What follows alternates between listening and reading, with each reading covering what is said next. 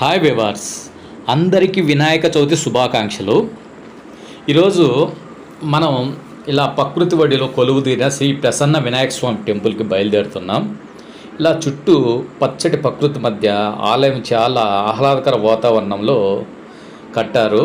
ఇది చాలా కాస్త పురాతనమైన టెంపుల్. ఇది సుమారు 150 ఇయర్స్ చరిత్ర గల టెంపుల్ ఇది. ఈ కట్టపైన ఇటువైపు చూస్తే పప్పాయ తోటలు, చీనీ ప్లాంట్స్ వేస్తున్నారు. చాలా గ్రీనరీగా అందంగా కనపడుతుంది. ఇటువైపు చెరువు ఉంది.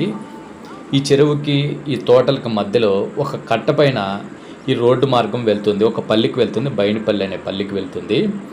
ఈ మార్గం ఆ పల్లికి మధ్యలో ఈ మార్గంలో శ్రీ ప్రసన్న వినాయక స్వామి టెంపుల్ నెలకొని ఉంది.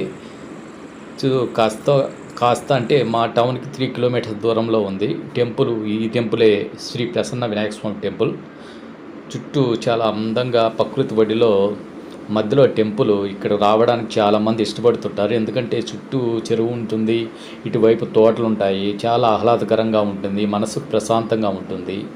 ఇక్కడ చాలా సంప్రదాయబద్ధంగా స్వామివారి ఉత్సవాన్ని నిర్వహిస్తారు. ప్రతి వినాయక చవితి రోజున స్వామివారికి వచ్చే భక్తులకి అన్నదానం నిర్వహిస్తారు. ఇలా మంచి డెకరేషన్, అందమైన చలువు పందిళ్ళు వేశారు. లోపల చూస్తే రకరకాల అందమైన కలర్ఫుల్ పుష్పాలతో స్వామివారి ఆవరణం అంతా చాలా అందంగా తీర్చిదిద్దారు. భక్తులు ఇప్పుడు నేను ఈవినింగ్ 4 o'clock వచ్చాను. కాసేపటికి చాలామంది భక్తులు ఇక్కడికి వస్తారు స్వామివారిని దర్శించుకోవడానికి. చాలా ఫేమస్ టెంపుల్. చుట్టుపక్కల పల్లెవారు, ముఖ్యంగా టౌన్ వారు, అంటే మాది ఇక్కడ కోడూరు టౌన్ కదా, కోడూరు టౌన్ వారు చాలామంది ఇక్కడికి వస్తారు. చాలా ఆహ్లాదకరంగా, మనసుకు ప్రశాంతంగా ఉండే ప్లేస్ ఇది. చూడండి, ఇటువైపు పొలాలు, మధ్యలో దారి ప్రక్కన స్వామివారి టెంపుల్, ప్రసన్న వినాయక స్వామి టెంపుల్. చాలా ఇంతకన్నా ఇలాంటి ప్లేస్లు మనకి ప్రతి ఒక్క ఊర్లో ఉంటాయి.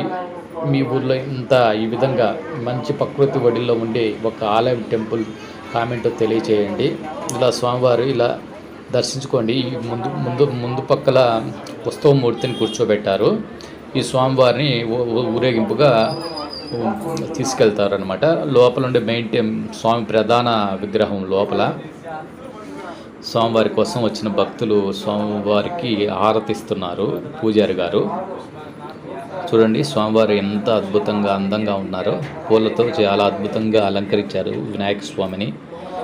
జై శ్రీ వినాయక స్వామినే నమః.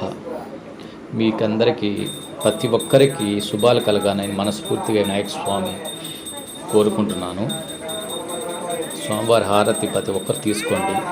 ఇలా తీసుకున్నా కూడా మనకి ఆ ఎఫెక్ట్ ఉంటుంది, ఏం పర్వాలేదు. చూడండి, ఈవినింగ్ కాస్త నైట్ పడగానే చాలామంది భక్తులు తండోపతండాలుగా చుట్టుపక్కల ప్రాంతాల నుండి చాలామంది వచ్చారు.